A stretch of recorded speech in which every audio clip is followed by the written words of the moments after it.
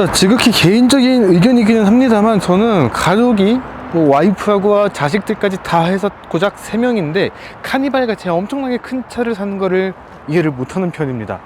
그래서 저한테는 이런 차 정도면은 가족을 위한 차로 딱 적합하겠다라고 하는 그런 사이즈들이 있거든요. 오늘 준비한 차는 그런 차 중에서도 아마 좀 대표적인 차가 되지 않을까 싶습니다. 오늘의 주인공은 메르세데스 벤츠의 순수 전기차 EQB 300입니다.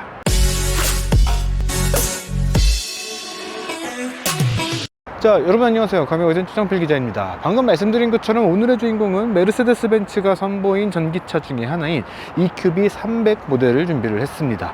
사실 이 EQB 300이라고 하는 모델은 저희가 예전에 한번 소개를 해드렸던 GLB 클래스의 파생형 전기차입니다. 순수 전기차긴 하지만 전용 전기차는 아니라는 이야기죠.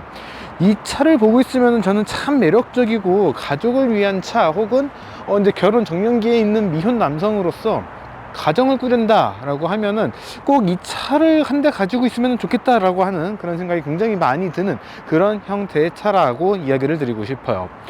우리나라에도 이런 차가 몇 종류가 있었어요. 그리고 지금도 판매를 하고 있는 차가 몇 종류 있고요. 정말 몇 종류에 불과하기 때문에 굉장히 아쉬운 차라고 이야기를 할 수가 있을 것 같은데, 오늘은 이런 차들에 대한, 그리고 이 차에 대한 그런 매력 포인트들을 짚어볼까 합니다. 일단 디자인적인 측면에서는 기존의 GLB 클래스를 그대로 전기차로 컨버전을 한 그런 차이기 때문에 커다란 차이점은 좀 찾아보기는 힘듭니다. 메르세데스 EQ라고 하는 전기차 브랜드의 특징 중에 하나인 이렇게 막혀있는 그릴이라든가 그릴 위쪽을 쭉 뚫고 지나가는 LED 스트랩이 들어간 요 굉장히 긴, 그리고 얇은 LED 바가 들어간 정도라고 이야기를 할 수가 있죠. 앞모습뿐만 아니라 뒷모습도 마찬가지인데, 양쪽에 있는 요 테일 램프가 쭉 한 줄로 이어지는 듯한 요 라인을 적용을 한 그런 디자인이 적용이 됐다라는 것이 이 차의 특징, 가장 큰 특징이라고 이야기를 할 수 있을 것 같습니다. 가족을 위한 차로서 정말 매력적인 차고 정말 좋은 차, 그래서 저도 한 대쯤은 갖고 싶은 차인데 우리나라에서는 정말 인기가 없는 그런 형태의 차기도 해요. 예전에는 우리나라에서는 카렌스라는 모델이 있었죠. 그리고 지금 팔고 있는 차 중에서는 BMW의 액티브 투어러라고 하는 차가 있고요.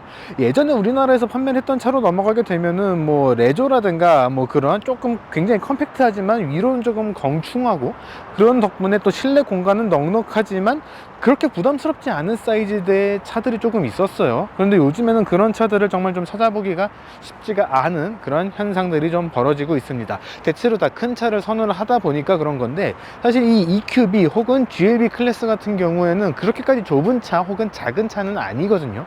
그럼에도 불구하고 이 차를 사느니 더 큰 차를 살래 라고 이야기를 하시는 분들이 굉장히 많이 있는 게 좀 안타까운 현실이기는 합니다.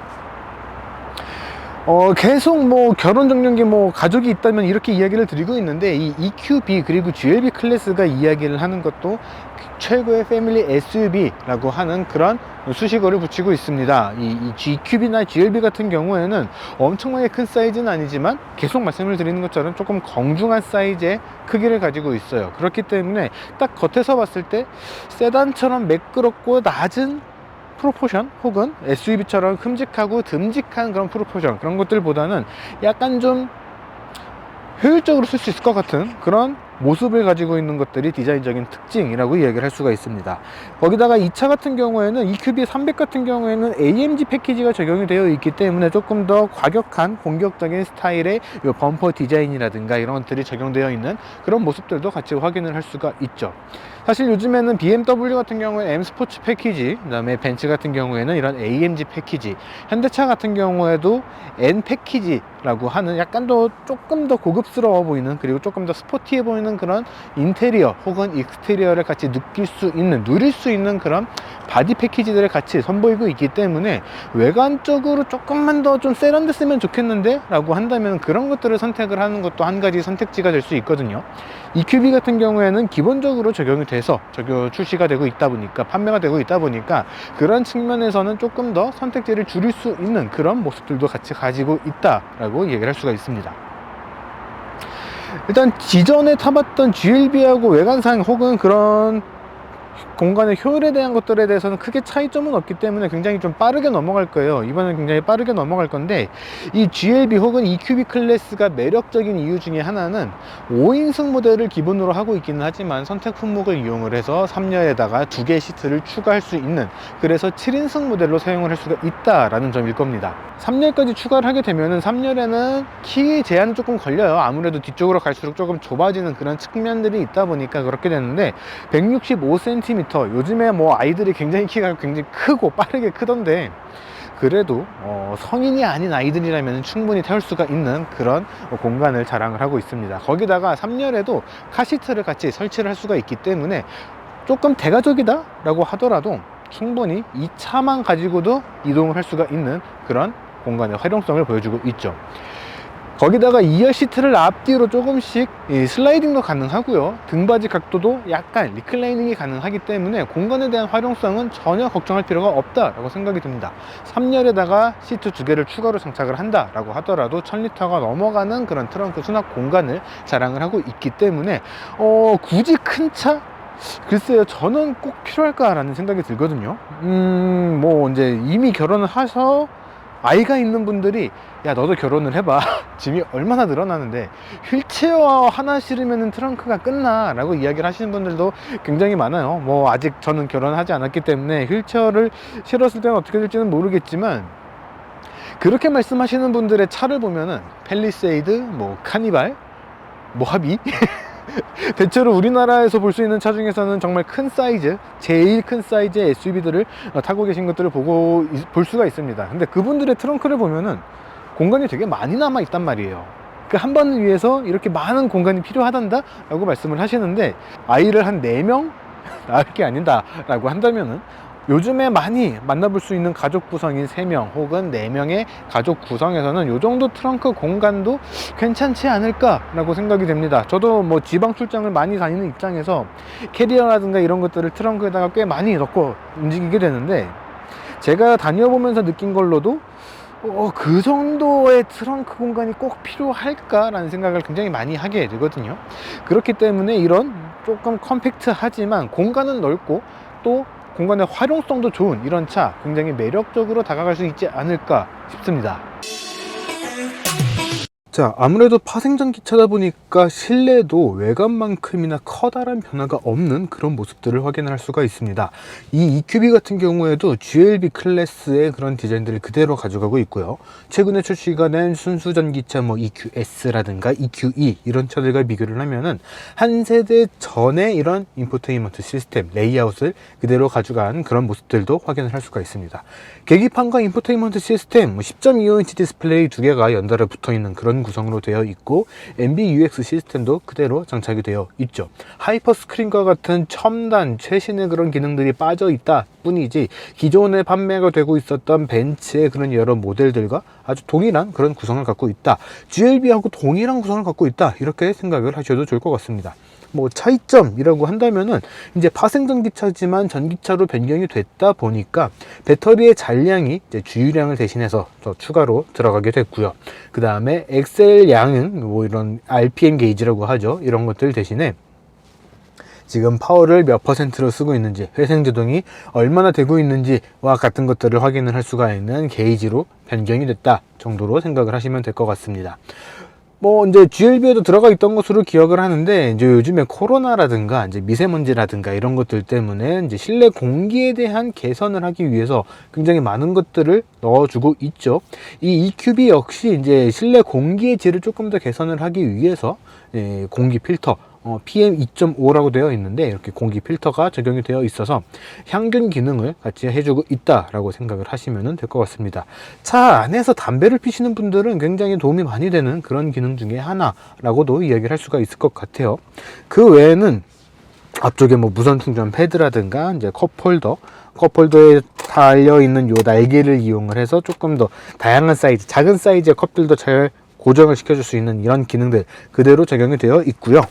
뭐 이제 가운데 수납 공간이라든가 이제 뒷좌석의 공간, 이런 것들도 기존의 GLB와 동일한 그런 구성을 가지고 있습니다. GLB부터 들어가기 시작한 요 약간 메탈릭한 소재의 요 원형 손잡이들도 EQB에도 고스란히 그대로 적용이 되어 있기 때문에 굉장히 익숙하게 사용을 할 수가 있는 그런 구성이다 라고 말씀을 드리고 싶어요. 이제 곧바로 이제 주행에 대한 이야기를 해보도록 할 텐데, 주행에 대한 이야기를 하기 전에 이제 파워트레인에 대한 이야기도 같이 좀 드려야 되죠. 이제 GLB 같은 경우에도 포매팅 모델이 따로 있었는데, 이 EQB 300 AMG 모델 같은 경우에는 듀얼 모터 포매팅 기능이 기본으로 들어가는 그런 모델이다 라고 이야기를 드릴 수가 있습니다. 이제 주행을 하면서 말씀을 드리겠는데, 지금 계기판에 이미 336km라고 하는 주행 가는 거리가 떠 있거든요. 이게 우리나라에서 복합 인증거리로 받은 거리가, 주행 가는 거리가 313km예요. 제가 처음에 2차 100%까지 충전을 해서 받았을 때는 400km 이상을 주행을 할 수가 있다라고 표시가 되어 있었거든요. 이제 오늘 시승을 하면서 여기저기 주행을 하면서 거의 100km 가까이 주행을 했는데, 실제로 줄어든 주행 가는 거리는 100km가 안 되는 또 그런 모습들도 확인을 할 수가 있습니다. 이게 다른 차들도 마찬가지지만 특히나 전기차들은 이렇게 주행하는 환경이나 습관이나 에어컨 혹은 히터를 어떻게 사용을 했는가, 그런 것들에 따라서 굉장히 많이 달라지기 때문에 복합 인증 주행 가는 거리를 꼭 절대적인 기준으로 보지는 않으셨으면 좋겠습니다. 자, 그러면 지금부터 바로 주행을 시작을 해보도록 하죠. 자, 파생형 전기차기는 하지만 이 차에 탑재되어 있는 배터리의 용량, 그리고 이 차가 발휘하는 성능 같은 경우에는 꽤 무던한 그런 성능들을 발휘를 해줍니다. 이 차에 탑재되어 있는 배터리는 66.5kW의 용량을 가지고 있는 리튬이온 배터리가 장착이 되어 있고, 앞뒤 두 개의 모터가 장착이 되면서 합산 총 출력은 168kW시 마력으로換算을 하면 한 230마력 정도를 발휘를 하게 됩니다. 최대 토크 같은 경우에도 39.8kgm 정도, 390Nm를 기억을 하고 있거든요.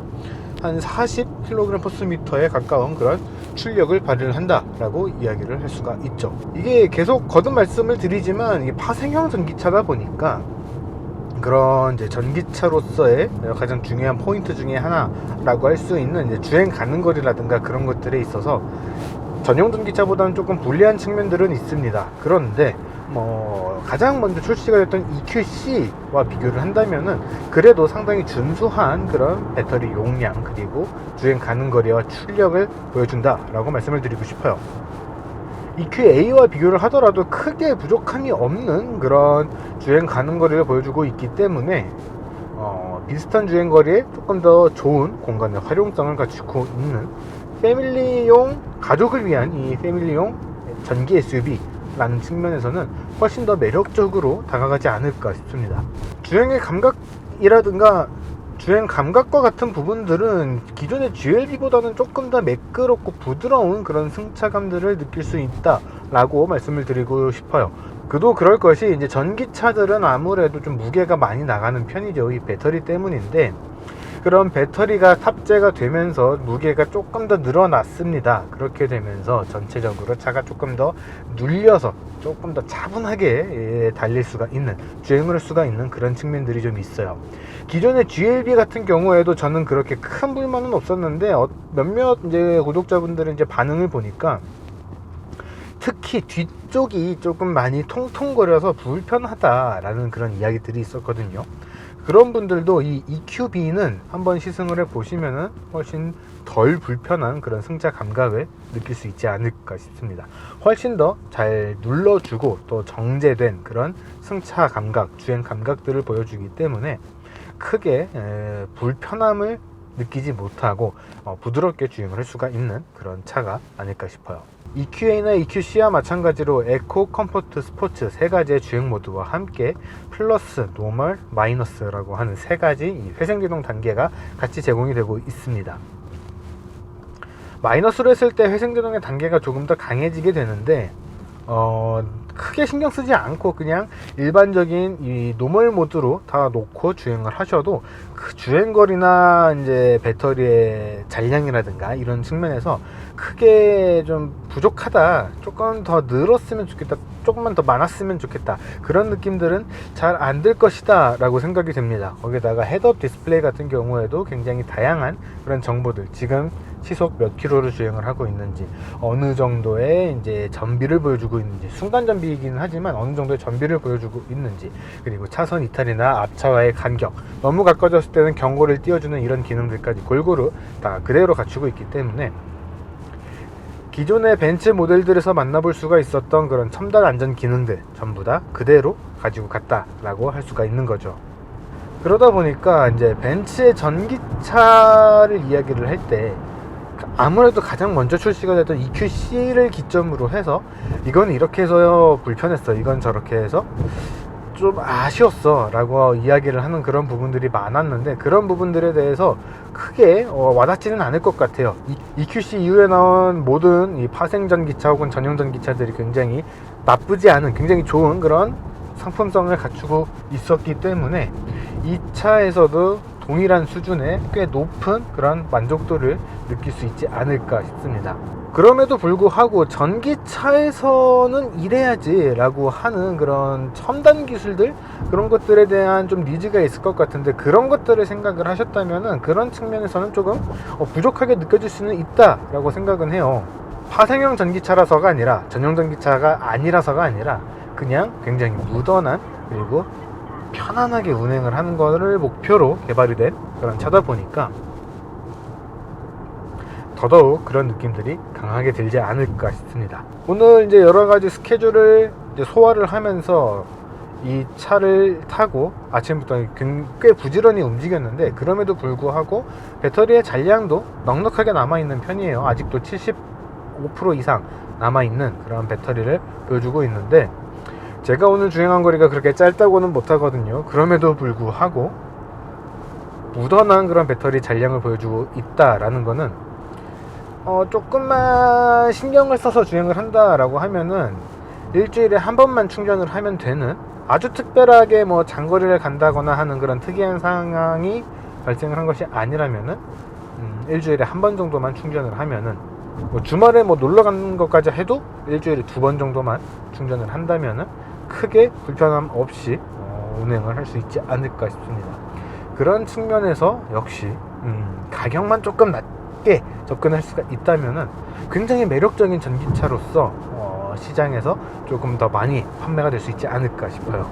GLB도 마찬가지지만 이 EQB도 차의 형태 자체가 굉장히 특이한 형태의 차라고 이야기를 하고 싶습니다. 부담스럽지 않은 크기, 그리고 굉장히 넓은 공간의 활용성, 무던한 주행 감각, 크게 신경을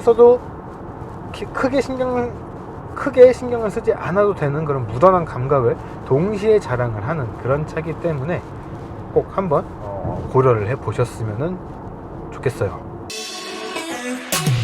자, 아무래도 파생형 전기차다 보니까 엄청나게 새로운 것들보다는 기존의 GLB 클래스하고의 차이, 그리고 전기차로서의 가치, 이런 형태의 차가 가지고 있는 매력에 조금 더 집중을 해서 설명을 드렸습니다. 사실 이 차에서 유일하게 조금 아쉬운 점이라고 한다면은 가격과 보조금 아닐까 싶어요. 물론 요즘에는 보조금에 대한 규모 자체가 많이 줄었기 때문에 많이 받을 수 있는 100%의 보조금을 다 받는다라고 하더라도 엄청나게 많은 금액을 받지는 못하게 되죠. 이 차 같은 경우에는 국내 공식적으로 판매되는 가격은 8,100만원, 지역 보조금까지 더해서 한 7,000 중후반대에서 실제로 구매를 할 수가 있는 그런 가격대가 측정이 되게 됩니다. 그쵸. 7,000 중후반이면은 그냥 일반적인 내연기관 차로 넘어간다 라고 한다면은 굉장히 많은 선택지가 늘어나게 됩니다. 그런 정도의 가격대를 가지고 있기 때문에 메르세데스 벤츠라고 하는 저 삼각별의 로고 때문에 이 차를 사는 게 아니다 라고 한다면 사실 그 금액을 투자를 하기에는 약간 좀 부담스러운 것은 사실입니다. EQA는 많이 팔렸는데 EQB는 그렇게 많이 팔리지 않은 이유로도 아마 이런 가격의 차이를 조금 원인으로 잡을 수 있지 않을까 싶을 정도예요. 그런데 가격에 대해서 그렇게 큰 부담이 없다, 어떻게 됐든 나는 주로 타는 차는 따로 있고 와이프나 가족의 누군가나 혹은 내가 직접 매일같이 운행을 하더라도 너무 큰 차가 싫어, 조금 부담 없이 움직일 수 있고 활용성도 굉장히 좋은 차를 찾고 싶어 라고 하신다면은 이 EQB는 주행거리도 꽤 넉넉하고 공간의 활용성도 꽤 넓은 편에 해당을 하기 때문에 굉장히 매력적으로 다가갈 수가 있는 그런 차가 되지 않을까 싶습니다. 그런 가격적인 진입장벽만 조금 극복을 할 수가 있다라고 한다면은 이 EQB는 진짜 매력적으로 다가갈 수 있는 부담스럽지 않은 기존의 벤츠의 이런 디자인과 성능들을 그대로 느낄 수 있는 굉장히 활용성 좋은 전기차가 되지 않을까 싶습니다. 자, 이번 영상은 여기까지고요. 저희는 또 조만간 다른 영상으로 돌아올 수 있도록 하겠습니다. 지금까지 카메거진 최정필 기자였고요. 저희는 다음에 뵙겠습니다.